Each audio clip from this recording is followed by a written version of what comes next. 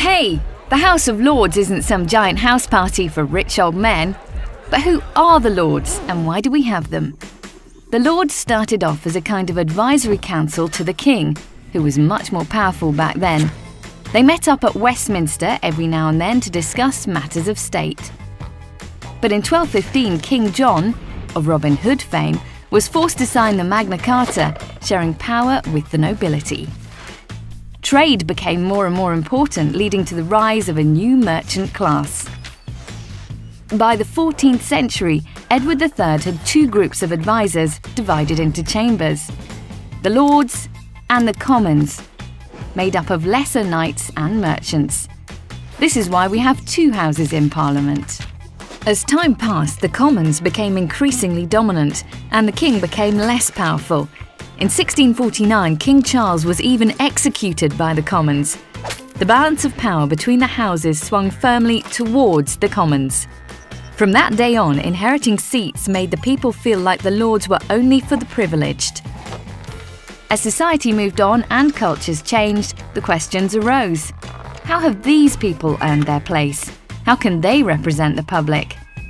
In 1958, the Life Peerages Act introduced women into the House and radically changed who's in the Lords. From then on, any man or woman could come into the House based on what they had achieved in their career. The Lords Act of 1999 reduced the number of hereditary peers in the House and stopped Lords passing their seat to their own family.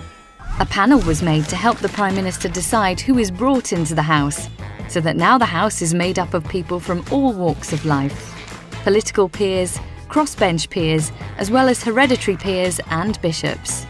They all use their experience from inside and outside of Parliament to check and challenge government.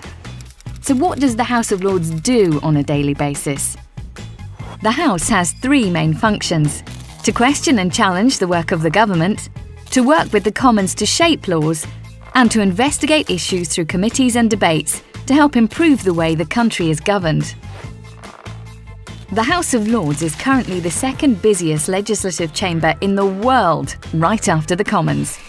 Its chamber is laid out in the same way as the Commons: the government party on the one side, the opposition on the other.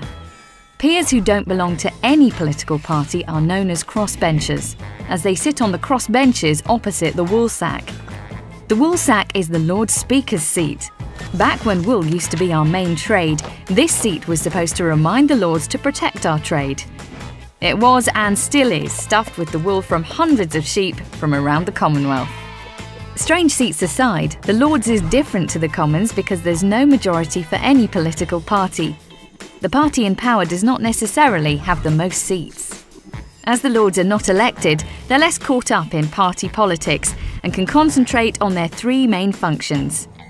So most people have some preconceived idea of what the Lords are, but the reality is quite different. What do you think?